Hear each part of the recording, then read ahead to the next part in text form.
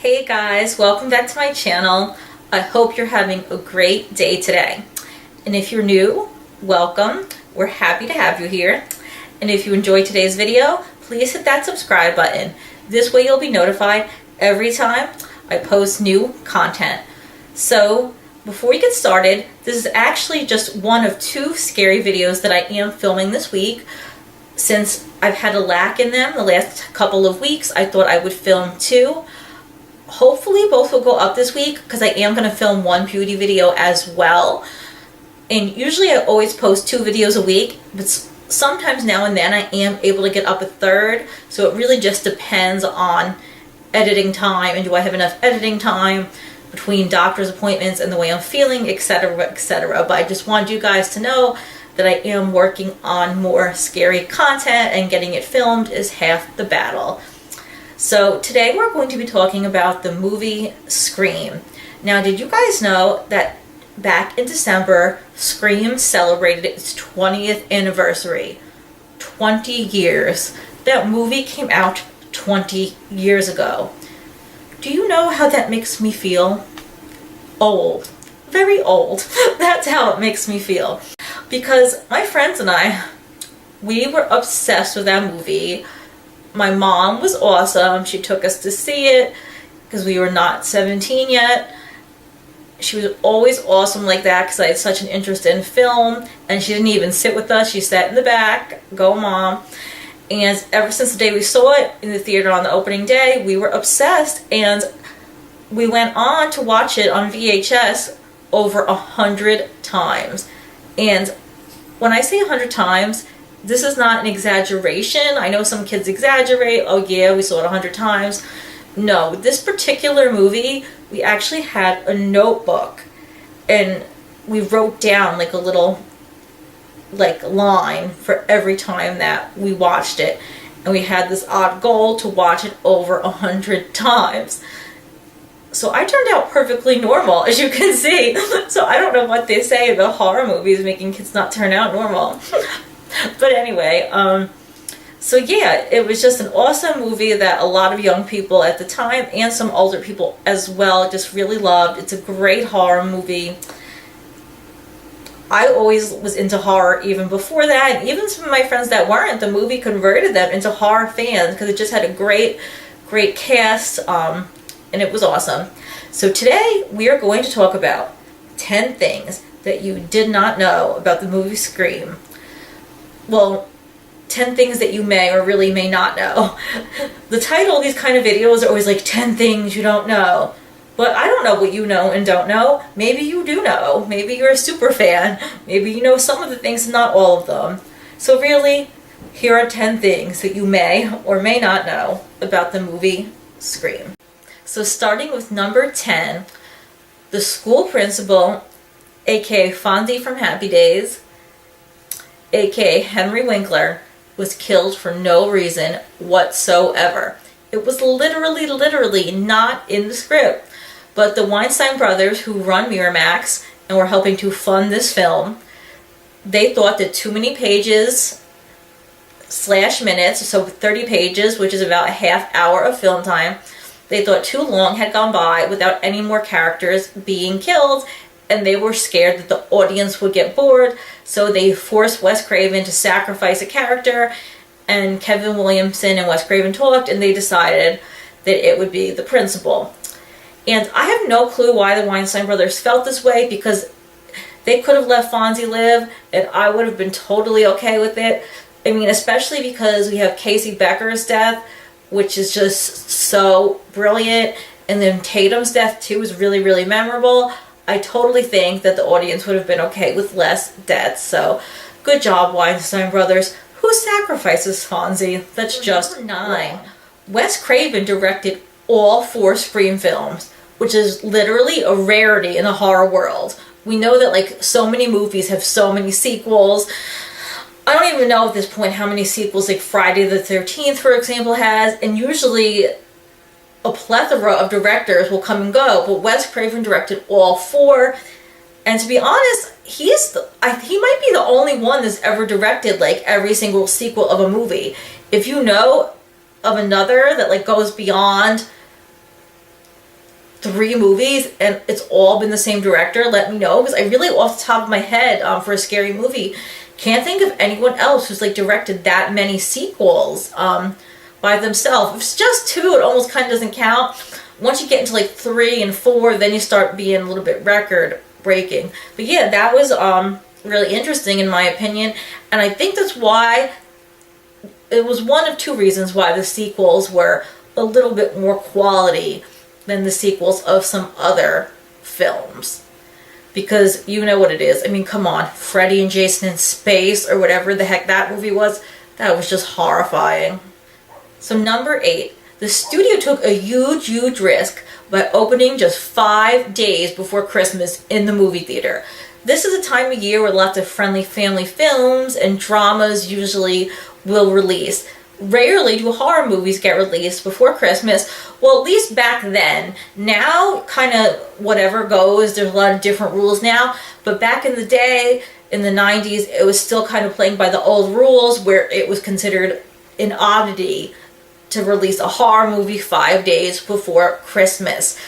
So Wes Craven and Kevin Williamson really thought that horror lovers didn't get a lot to watch before Christmas, that they didn't like the rest of the selection, and that people were off from school and some people were off from work, and that maybe people would like to see this. So they got the studio to be okay with it, and after the opening weekend, they honestly thought they had failed because the numbers were not what they expected them to be. Definitely not. It only did a little over 6 million the first weekend. But they just needed to wait because, see, I think I said before, I saw it on the opening night, as did many young people, junior high, high school, college, in their 20s, whatever. So many young people wanted to see that movie so bad on the opening night, and they did. They were within the first few days, and all it took was a little good old-fashioned word-of-mouth marketing. I remember it so bad. Like, I would call up all my girlfriends, people from school, and be like, oh my god, did you see Scream? You have to see it, it's so good. And that's what everyone was doing. Everyone was calling their friends, basically saying, you have to see Scream. If you don't see it, you're a loser. Well, I didn't call anyone a loser, but basically that was the trend that was going on. You weren't cool unless you could go see Scream.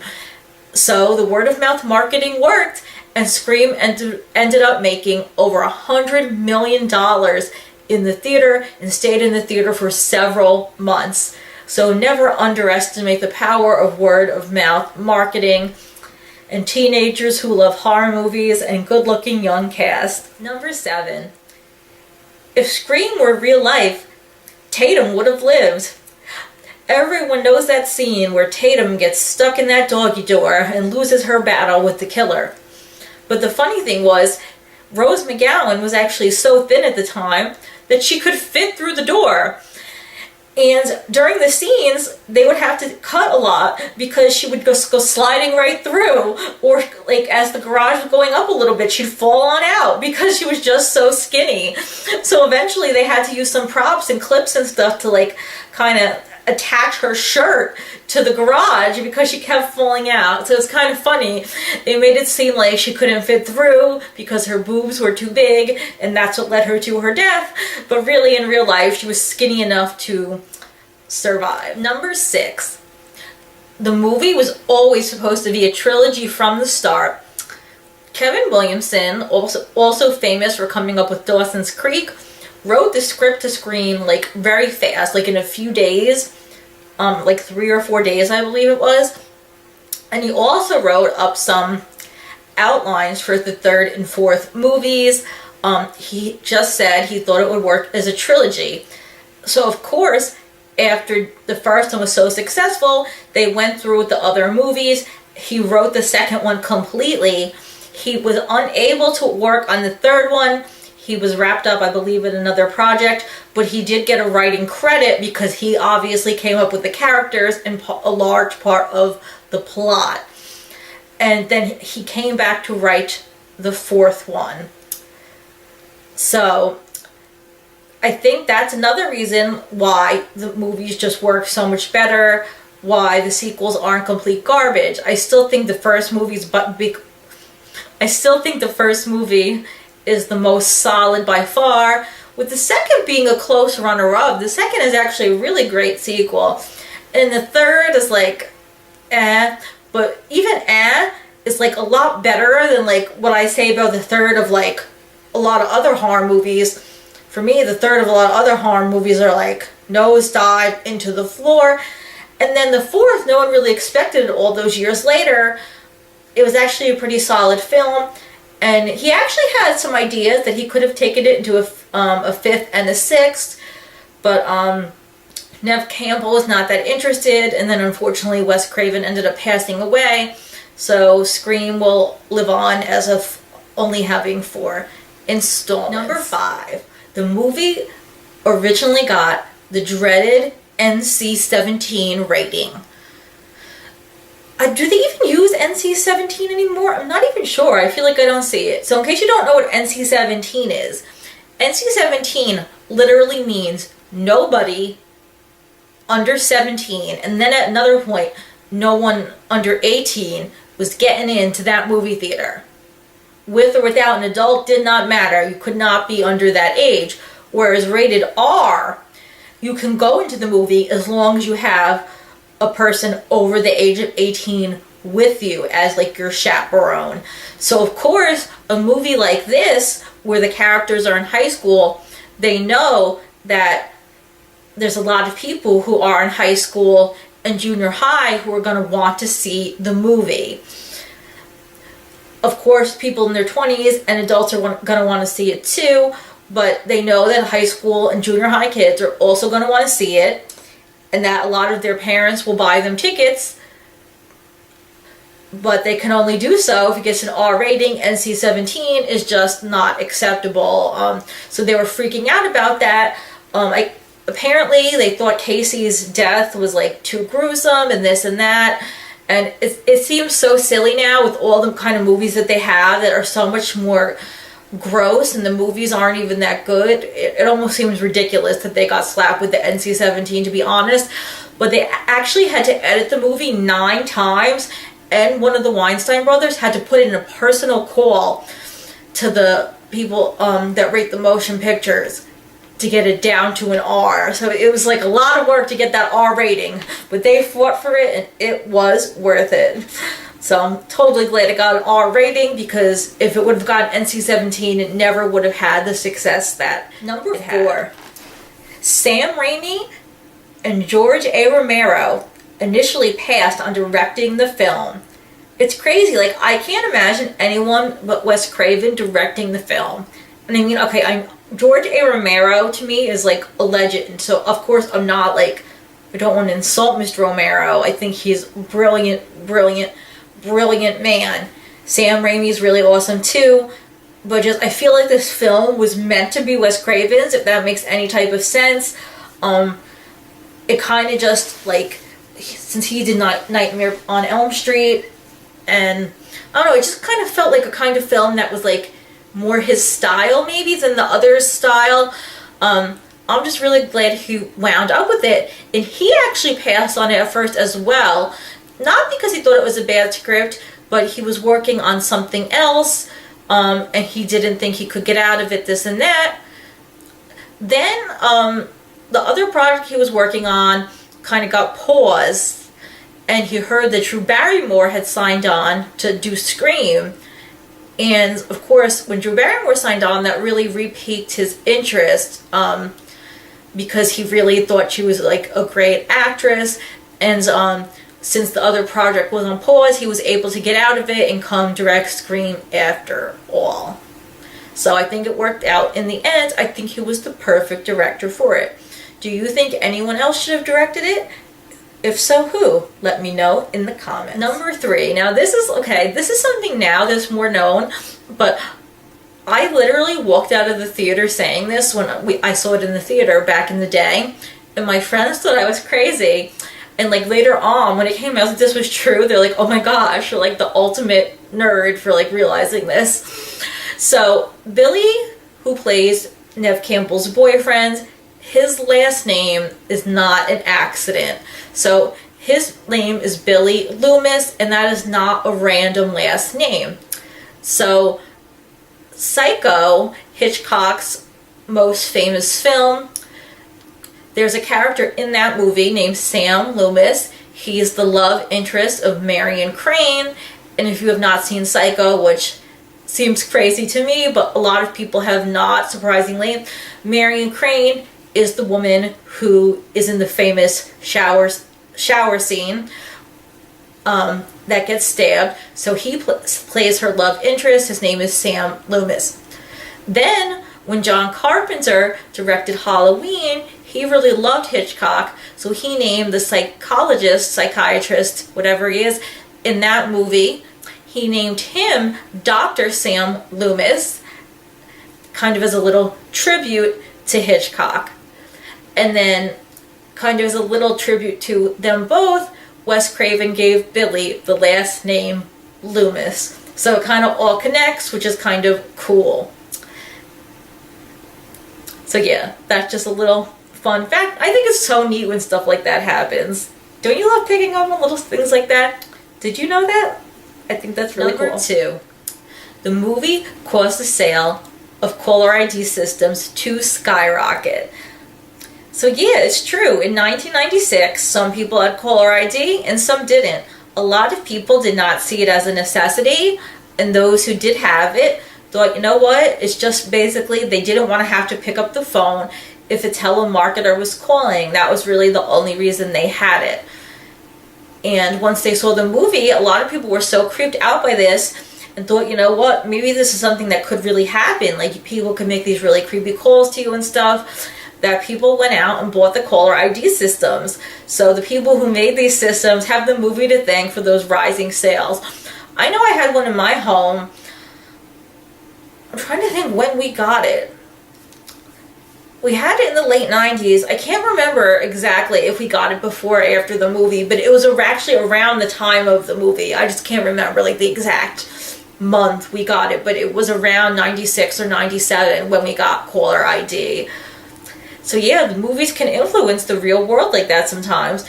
And you even see in the sequel, Sydney wises up and gets a caller ID for her dorm room. So when people prank call her, she could give it right back to the final one. Number 1. Drew Barrymore was originally cast as Sidney Prescott. Isn't that crazy? I can't imagine anyone but Neve Campbell playing Sidney. But Drew was originally cast as Sidney, and she was actually pretty excited about it. Because, I mean, everyone knows Drew Barrymore was an amazing child actress. She had that outstanding performance in E.T., and then she kind of got into some rocky times with drugs and alcohol. And Drew really never stopped acting. It's just that at some points in like the maybe early to mid 90s, her parts weren't as awesome as the parts she used to get. I mean, when you're in the Spielberg film, and then you're just like in maybe like a B-list film, it's not the same. But she was steadily working, but this she thought seemed like a really good project that could maybe like catapult her career, because she was like sober again and wanted to do good things with her life. And then she ended up having a conflict, and her agent wasn't going to let her do the role.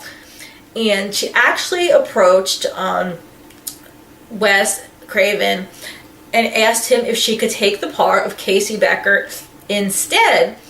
And he said that, of course, Drew, like, I would let you really play any role because you're amazing, but why would you want to play a role that gets killed off in the first few minutes of a movie? Like, you're a huge star. Like, huge stars don't get killed off in the first few minutes of a movie.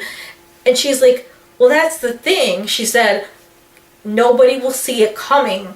She said that once she gets killed off so early on, because people may expect her to be like the survivor, because besides Courtney Cox, I think her and Courtney Cox are probably tied for like the biggest names attached to the movie. Yeah, no one expects like the biggest name attached to the movie to be killed off. So she said once she dies within the first 5 minutes, then the audience doesn't know what to expect. Anything can happen, like there are no rules. And he actually thought that was a really, really creative idea, and he loved it, and ended up being a brilliant, brilliant choice for both of them. And Drew's career, it really did help Drew's career still. She gave an outstanding performance, even though it was a short part. And after that, her roles really did get better. And then in 2001, she even founded her own production company. So Drew totally turned her life around, and she's still amazing to this day.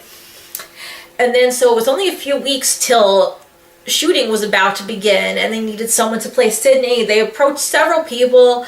Rebecca Gayheart, who did not get the part, but later did get a small part in Scream 2. Reese Witherspoon was approached, but did not want to play the part. But finally, Wes Craven saw Neve Campbell from Party of Five and thought that she had a good quality, somebody who was both sweet and strong, and I think she was a really good choice. I know I really loved her on Party of Five. I really looked up to her. I was more around the age of Claudia, the younger sister, so I kind of looked up to Neve on that show. So I was thrilled when she was in the movie. Like, I just thought she was so cool. And then Rose McGowan, who has a hair color kind of like mine, she ended up having to dye her hair blonde for the movie, because in movies they're always like that. They don't like having two brunettes. They want like one brunette and one blonde. So she thought she was going to be working with Drew, who was the blonde. So when she was going to work with the brunette Neve, she had to turn her hair blonde. So that was it. Those are my 10 things about Scream that you may or may not know. I hope that you did enjoy that. Let me know in the comments if you found any of them interesting, or if there's anything else about the movie you would like to share. If you enjoyed it, please give me a big thumbs up, and I will see you guys next time. Thank you so much. Bye.